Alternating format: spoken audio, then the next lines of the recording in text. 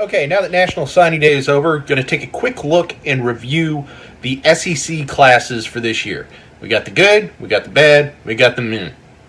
And just to show how modern we are and to make sure that you guys get the very best, we're adding graphics to this feature. So, here you go. Okay, let's take a look at the winners first. You'll see 7 schools, half the SEC. When you have 9 in the top 20, it's easy to do. So let's take a look. Georgia, number 1, according to Rivals at least, not according to me. 19 out of 24 players that they signed were 4 or 5 stars. That's really, really good. They closed extremely well. What's all the more impressive about this bunch is they got the 2 best players out of Alabama, and they took a 4-star out of Baton Rouge.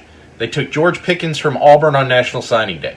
They hit virtually every need. They even got 2 quarterbacks, even though one of them's kind of a little bit of a, let's say, a project. Alabama. I'm sorry, I think this is the best class in the country. 24 out of 27 signees, 4 or 5 stars. They really hit what they needed to get. 6 defensive linemen, 4 defensive backs. They weren't good on defense the second half of the year. Tosh Lupoy basically got fired for it. They really had some serious attrition, obviously, from early entrants. You better hit these guys this year or next, even though they got Tua, because after that, this is probably going to be the building block of another dynasty if A&M doesn't stop them. Okay, the Aggies are next. What can you say about this class that we haven't already discussed? It may be 6th, but it hit every need. It hit every need with quality. They rebounded nicely from losing a couple of guys to Alabama. They finished well. I think Chris Russell is going to be a player. I think they got a couple of guys from out of state that are probably seriously underrated. They got 8 different states represented in this class. It's a record. This is an indication of what Jimbo's going to do in the future. This is probably, well, maybe not probably, but a good chance that's probably as low as he's going to go in the next several years. Mississippi State. They're 24th. You can argue that they're not a winner, but you got to look at it this way. They got 5 4 or 5 stars. They won the state of Mississippi. It's the best recruiting class they've ever had. So you got to take it from that way. Tennessee, 12th in the country, finished real strong with a 5-star offensive lineman who I wish A&M had gotten in on. Even though Jeremy Pruitt screwed up his linebacker recruiting by losing Lakia Henry and Chris Russell, he finished with Henry Tuoto, stole him from Alabama. That's a win. They've got a long way to go, but this is a start. Florida did a really, really nice job. 8th in the country. They really needed to start rebuilding their secondary and their defensive front because they're getting up there in age and they've had some attrition. They did that. They only took 1 quarterback, though. Kind of a little iffy on that because I'm not a Felipe Francis fan. LSU. 4 5 stars. You can argue that a lot of their guys are, projects, but they hit on some very, very talented players. They also put a big emphasis on the offensive line, which they needed to do because it wasn't that good. 1 running back, quarterback issues, kind of, I'm still not sold on that. But I'll tell you what, they got some high-end guys. Derek Stingley is outstanding. It's going to be a fight with him, just from here on out. Might as well just get used to it if you haven't already. All right. Losers. Ole Miss definitely qualifies. They took 31 guys.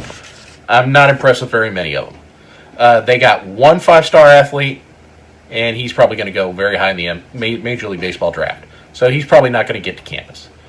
It's just more of the same. I think they're in trouble. Arkansas. You could easily say that they're a winner because they're in the top 20. And for the Hogs, that's a good class. But you got to look at it this way. 1 quarterback, 1 running back, 1 linebacker.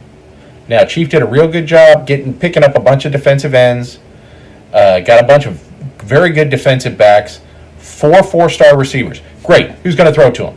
Ben Hicks for a year? KJ Jefferson's, he's going to be a project. I got to think they're going to go in on Nick Starkel. They've got to. Otherwise, it's just going to be bad. Kentucky, mid-30s class, only a handful of 4 stars. They're going to have to do what they did this year and that's just have patience and build up those classes for the next several years, because it's not going to be an immediate back to 10 win team. Mizzou, maybe the worst class in the SEC. Really bad. 1 4-star. With the penalty of this year and no bowl, they could be down for several years. It's not looking real good. Okay. Your classes. Auburn, top 15 class. Nice.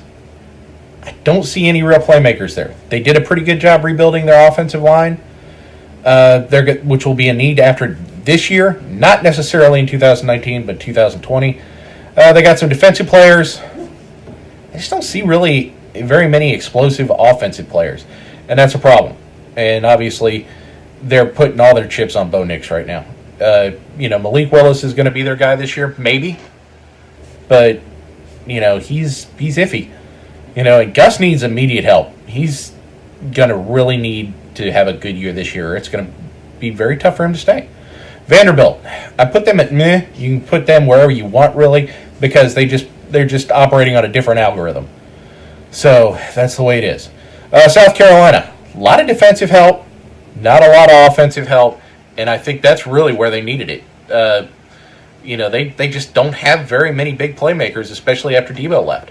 So you can like what they did defensively, offensively, you have some concerns. So anyway, that's all 14 teams.